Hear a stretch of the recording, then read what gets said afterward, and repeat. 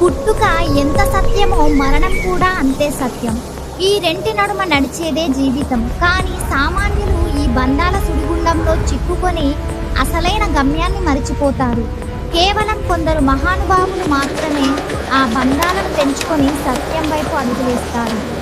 బాల్యంలోనే సకల శాస్త్రాలను ఔపోసన పట్టిన వీరం బొట్లయ్యకు ఇప్పుడు విధి ఒక కఠినమైన పరీక్ష పెట్టింది. ఆ పరీక్షే వైరాగ్యం. ఈ ఎపిసోడ్ ఒక బాలుడు యోగిగా మారిన ప్రస్థానం. కాలం ఎవరి కోసమూ ఆగదు. వీరంబొట్లయ్యను కంటికి రెప్పలా కాపాడిన పెంపుడు తండ్రి వీరభోజయాచార్యులు స్వర్గస్థులయ్యారు. ఆ ఇల్లంతా దుఃఖ సాగరంలో మునిగిపోయింది. తల్లి రోదనలు మిన్నంటాయి. కాని ఆశ్చర్యం, తండ్రి మరణం వీరంబొట్లయ్యను కృంగదీయలేదు. పైగా అతనిలో దాగి ఉన్న ఆత్మజ్ఞానాన్ని మేల్కొలిపింది.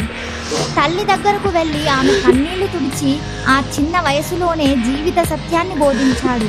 అమ్మా, ఈ శరీరం శాశ్వతం కాదు. ఆత్మకు మరణం లేదు.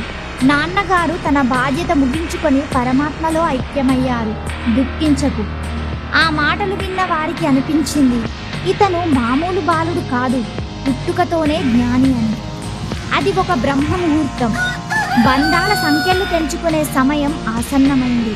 తన అవతార కార్యానికి ఇల్లు ఇక చాలదని ఆయనకు అర్థమైంది. కన్నవారి కంటే ఎక్కువగా చూసుకున్న తల్లిని, పెరిగిన ఇంటిని, తోబుట్టువులను వదిలి ఆ 13 బాలుడు అడుగు బయట పెట్టాడు. ఎటు వెళ్తున్నాడో తెలియదు, కానీ ఎందుకు వెళ్తున్నాడో తెలుసు. ఆ నడకలో తడబాటు లేదు, కేవలం దృఢ సంకల్పం ఉంది. పాపాగ్ని మఠం నుండి మొదలైన ఆ ప్రయాణం అరణ్యాల గుండా, కొండల గుండా సాగింది. దారిలో కనిపించిన ఋషులు, సాధువులను కలుస్తూ ప్రకృతిలో దాగిన రహస్యాలను తెలుసుకుంటూ ముందుకు సాగారు. రోజులు గడిచాయి. కాళ్ళ కింద నేల మారుతోంది. చివరికి ఆ దివ్య తేజస్సు కర్నూలు సీమలోని బనగానపల్లెకు చేరింది. అది పూర్వపుణ్యం చేసుకున్న నేల. అక్కడే గరిమెళ్ళ అచ్చమ్మ అనే పుణ్యవతి నివసిస్తోంది. ఆమె గొప్ప ధనవంతురాలు మాత్రమే కాదు, అంతకు మించిన దైవభక్తి కలది. ఊరి రచ్చబండ దగ్గర అలసిపోయి కూర్చున్న ఆ బాలుడి తేజస్సును చూసి గ్రామస్తులు ఆశ్చర్యపోయారు. సాక్షాత్తు సూర్య భగవానుడే దిగి వచ్చాడా అన్నట్లున్న ఆ రూపం అచ్చమ్మ గారు కంటపడింది. అచ్చమ్మ గారు ఆ బాలుడిని పిలిచి వివరాలు అడిగారు.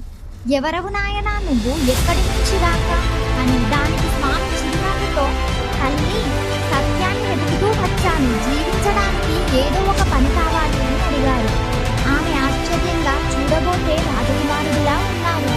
నీకు పశువులను కాల్చి పనివ్వగలనా అని సందేహించారు. కానీ స్వామి పట్టుబట్టారు.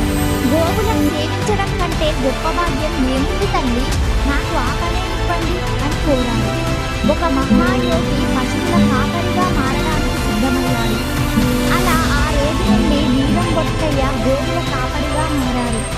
ఉదయాన్నే పశువులను తోలుకొని అడవికి వెళ్లడం ఆయన దినచర్యగా మారింది.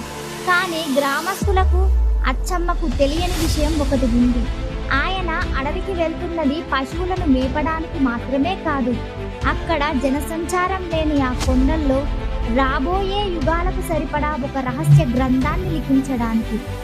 ఆ పశువుల కాపరి పగలు ఆవులను కాస్తూ ఏకాంతంగా ఆ గుహలో ఏం చేస్తున్నాడు? ఆ రహస్యం అచ్చమ్మ గారికి ఎలా తెలిసింది? వచ్చే ఎపిసోడ్లో చూద్దాం. బనగానపల్లె రహస్యం.